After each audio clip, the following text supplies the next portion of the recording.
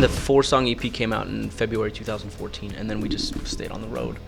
And by April, things started to shake up, and we knew the landscape of who we were going to work with on both management side first and then the label side towards the second half of the year. And we started writing, and by the end of the year, we knew what we were going to do and where we were going to do it and who we were going to do it with. But the whole production thing was kind of strange because we had a lot of cool people that we wanted to work with and wanted to work with us, but Johnny K was one of those guys who basically said, "Yo, I like what you did on your EP. Why don't we just work together on it?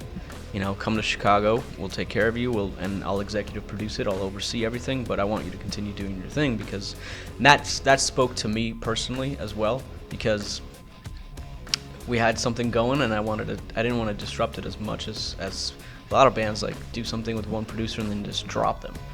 This was easier because we were seeing that it was doing well, and now we got that extra polish that we needed with Johnny K in his studio.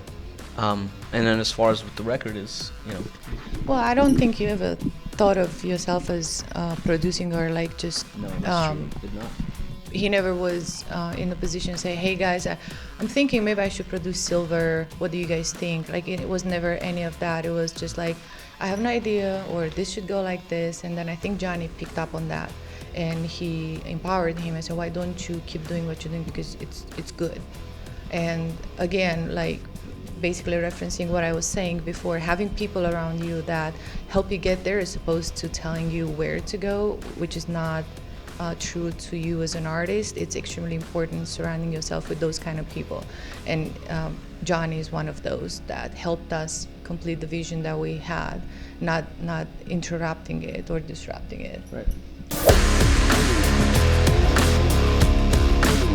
I think first of all, I'm America is a song, it's an anthem for unification, and that's very important for people that's the biggest thought that you should get out of it. Because we're all coming from very different backgrounds, and we all live here in the United States. And it doesn't matter when you came, it was 10 years ago, like in my case, or it was 2 generations ago. If you're looking in your history, in your family, you're going to find someone coming from somewhere else who left everything behind and risked everything that they had going on in their countries or in their on the other side of the world to come to the United States for a better future, and maybe sometimes not even yours, but your children's or your grandchildren. I'm America, drink the water. I'm America, bring you life. I'm America, I'm your daughter. Nobody left behind. I'm America, drink the water. I'm America, bring you life. I'm America, I'm your daughter. Nobody left behind. It's heavy in terms of lyric-wise. It goes over certain things. It's a little bit autobiographical for me in certain ways, but I think it's also speaking for a lot of people who identify with the same things that I identify with. It was a phrase that we kept saying, and I kept saying it. And it's like we're in the middle of probably the most important time at least in our generation, millennial generation, and probably a lot of the baby boomers just looking at what America is like right now. Everything is super dramatic and on the edge, and race wars and financial wars and the whole gamut of things. Just everything is really supercharged. And at the end of the day, it's like, it's not the end of the world. That it's cliche that I'm saying it because it's the title of the record, but that's the feeling. It's like, chill out, just relax. It's there's that moment where, so what, you lost your job, you're gonna find another one.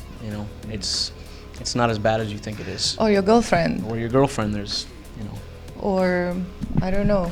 Anything. It's just that feeling that you should have, that we want you to when you're listening to the record or when you identify with Cilver. It's like, this is comfortable, and this is it's gonna make you do a lot of things in terms of how it makes you feel, but just it's music. It's But I feel like it's that, and it's a spin-off on a positive direction, as well as some of the songs on the record talk talk a lot about overcoming so many things, and those are personal experiences that I have or Leon had, or some other friends or that I know of. But it really talks about no matter how hard it gets, you got to get up and keep going. And I think the title kind of like embraces and summarizes everything that's on the record, in terms of you got to keep going.